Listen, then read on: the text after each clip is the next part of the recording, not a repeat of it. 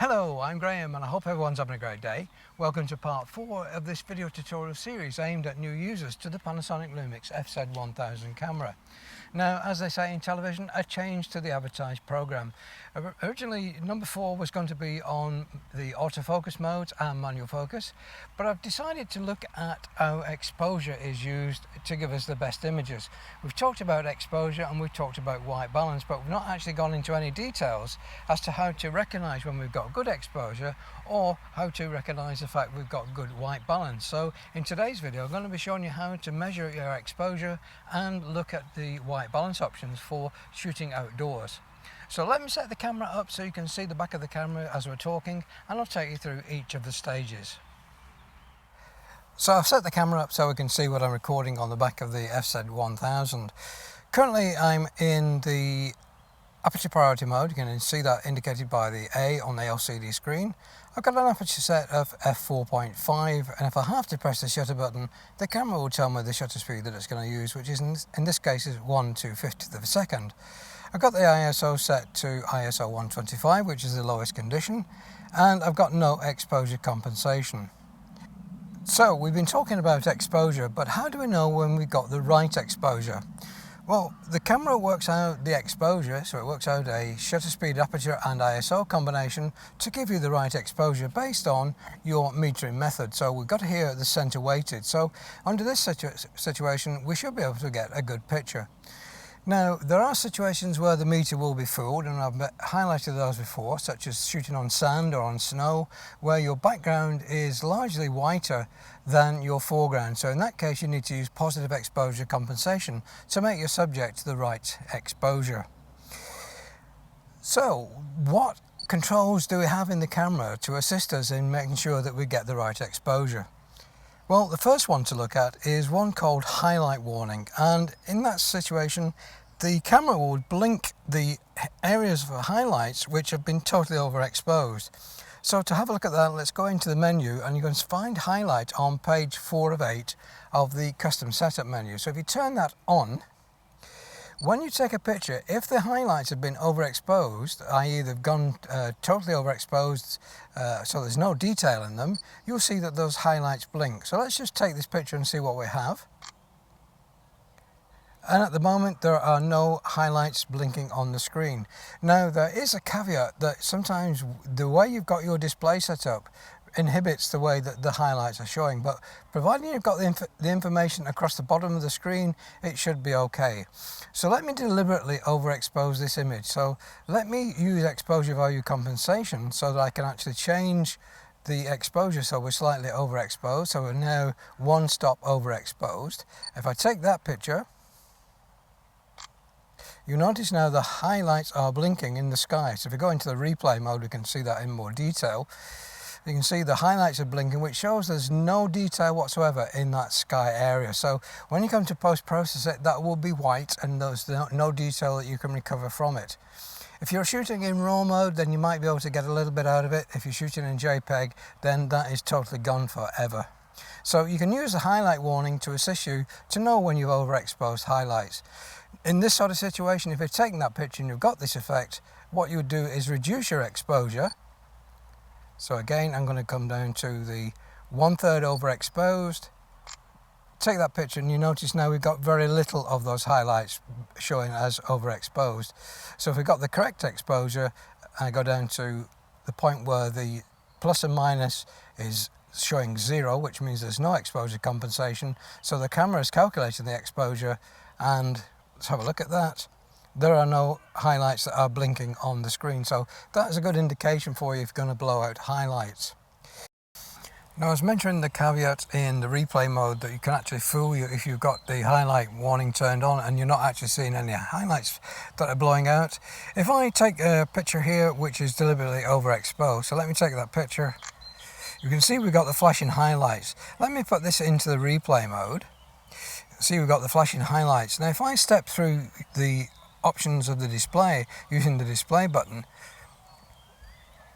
notice that you've now got the full information plus the icon of the scene. One more press, we get the histogram. One more press, we get a clear view without any information overlaid.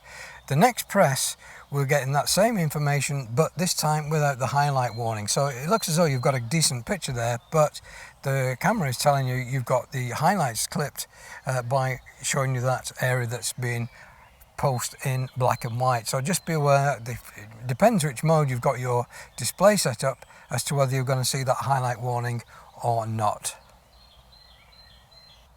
Now there is another method which is called the histogram, and if you look at the histogram, turn that on, it's on the same page as the highlight warning. So you turn that on.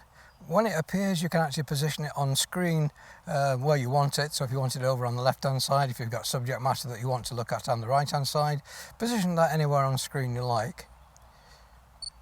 Now what the histogram shows you is a graph of the tones within that image. Starting over on the left hand side, it's the shadow area, so that's areas of digital value 0. On the right hand side are all the highlights, and that's the digital value of 255. So that's how you get this range of 0 to 255. Now the height of the bars will indicate how many of the pixels on this screen are at that particular level. So here at almost the white level, you can see we've got a lot of pixels showing as almost at the white level. So these are the sky areas.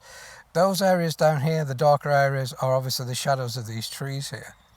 Now when you're at the correct exposure, the histogram is in white, but if you change this so you've gone away from what the camera considers as normal exposure, so if I go into a plus of 1/3 EV overexposed, you'll notice that the histogram turns yellow, warning you that as far as it's concerned, you've gone away from the normal exposure. And if you look at this histogram now, you notice that this peak of white is now approaching that right hand side. And if I go to 2/3 overexposed, you notice now that those whites have gone off screen, so they have been lost. So we've lost those highlights and we won't be able to recover them. So let's just take that picture. See, we've got the blinking highlights again. Now if I go into the replay mode and we press the display button, we can cycle through the options so we can actually see how we took that picture. Again, we're seeing the highlights warning. One more press of the display brings us up the histogram feature, and it's showing us now the distribution of tones for both red, green and blue, and the illuminance. So at this point you can see there's red clipped, green clipped and blue clipped. The red, green and blue obviously give us white, but the Y intensity is showing that we've got a peak here, which is those blinking highlights that we've lost. You can also run into a situation where you may just have one colour that's clipped. I was photographing a red car one day and the highlights were orange on the car, and when I looked at this histogram, it would appear that the red had clipped and the others were normal. So the histogram is a valuable feature, especially if you look at it in the replay mode. In the live view mode, it's useful in some respects, but it doesn't give you the whole picture. I prefer to look at the image in replay mode and see just exactly what the camera has recorded. Now, if you're in the manual mode, the situation is slightly different. So let's turn the camera into the manual mode by turning that top control dial to the M position. There is a facility called constant preview. Now, if we turn that on, it allows us to monitor the way the camera is seeing it with a stop-down aperture mode. So if we turn that off momentarily, I'll show you what happens. The histogram is showing you the tonal range between shadows and highlights. But if I change the aperture, or I change the shutter speed, you notice there's nothing changing on the screen. So it's giving you an indication of what the camera's seeing. But if you actually take the picture, let's make this particularly underexposed. So let's go to -1 1/3. So as far as the histogram is showing, we're okay. It looks as though we're going to get a good picture. But if I take that picture, you notice that it's totally underexposed. So we're getting a different histogram in live view as to when we see it in preview mode. So to overcome that, we turn that constant preview to on, especially if you're in the manual mode. So now you'll notice that the camera stopped down to the aperture that we're going to be taking the picture with, and it gives you a real histogram of the scene that it will be taken. So here you can see that the highlights are well away from the right hand side and the shadows are approaching being clipped on the left hand side. So we can use this live view mode now to get us the correct exposure. So again, I'm going to use a shutter speed, and we'll make that longer, to the point where we're taking those highlights almost to the right hand side but not being clipped. And as far as the camera is concerned, again, that's correct exposure because we've got the white peaks. So again, let's just take that picture.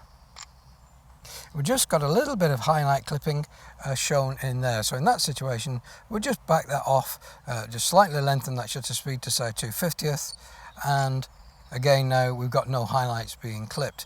So that's a useful tip. If you are shooting in the manual mode, go into constant preview, and that will show you exactly how you're going to take that picture with the settings you've got for shutter speed and aperture and ISO.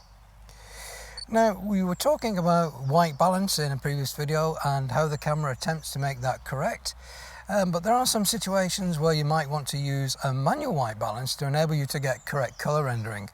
Now, a situation like shooting bluebells are notorious for giving you the wrong colors. It's something to do with the infrared that's being reflected from that flower. It's passing through the infrared blocking filter in the camera and contributing to part of the exposure. So you're seeing a blue plus a red component, which makes the bluebells almost lilac, so you can get fooled. Another one are flag iris. They're difficult to shoot again with the Panasonic Lumix cameras. They do tend to pass by that infrared blocking filter. So what can you do to make sure that you've got a good color balance? Well, auto white balance, as I said, does a great job in most situations, but some instances you are going to need to set a manual white balance. Now, you can either use a white card or a neutral grey card, and they sell neutral grey cards specifically for setting this white balance. If you're in bright sunshine and you use a white card, you may get a warning on the camera that says it's too bright to enable you to set the white balance. So I'm going to try that first of all on a white card.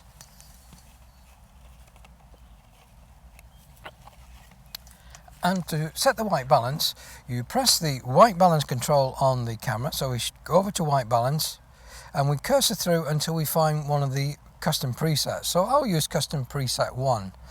Now, providing that you cover the target area with the white card, so here I've got the white card, I'm angling it slightly so if there's any reflections it's not going to go into the camera and contribute to erroneous reading. So angle the card slightly. When you press the up navigation button, it brings up the target area that's going to be used as the reference. So providing your white card is in that area, when you press menu set, the camera will complete the exposure. You can see it's been completed, so it has set an accurate white balance. So compared to what we had previously, if I take that shot now, that is the one with the custom white balance, and if I just quickly switch back to auto white balance, and we take the shot, we can see if there's any difference in the color rendition. Now I could see in the peaks the blue was slightly more on the auto white balance. So that's using a white card, but if you wanted to use a grey card, and I'll go over to preset number 2 for this one.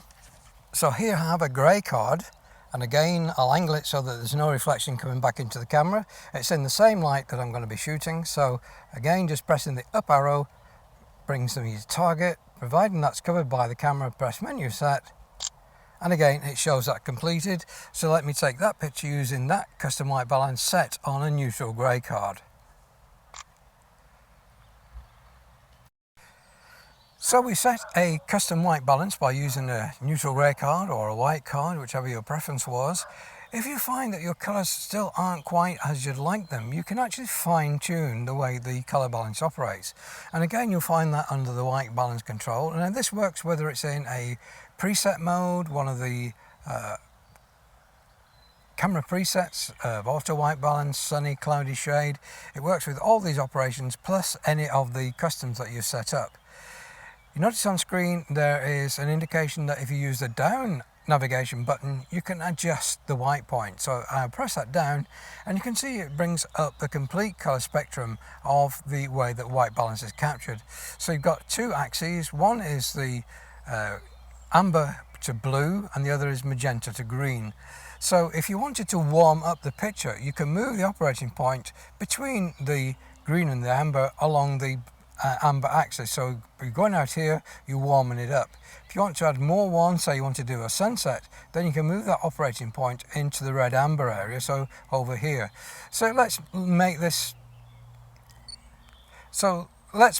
a little bit warmer. So I'm going to bring the control point out along the amber axis, and then I'm going to go down slightly along the red axis I'm going to put it into that quadrant, so you can position this operating point anywhere within the grid. So you can see here we've got amber 8 and magenta 3. So I can actually save that by pressing set, and now when I take that picture we should have a much warmer picture because we've changed the operating point. And you notice now that we've got a plus appeared by the side of that custom white balance to warn me that I've got a change to the center operating point. And similarly, if you wanted to make that colder, you can come across the blue and magenta axis. So I bring that down here, we can have quite a cold picture. Press the set button and again take that picture, we'll have a colder looking picture. And again, you've noticed that the predominant color is blue, so the highlight has changed to blue with a plus symbol as well to indicate that we've got a change.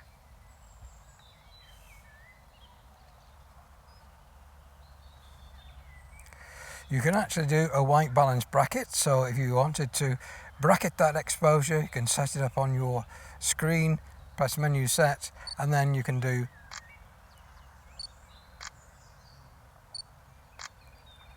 a bracket of the 3 exposures that you've just set. Now you can get these cards in a variety of formats.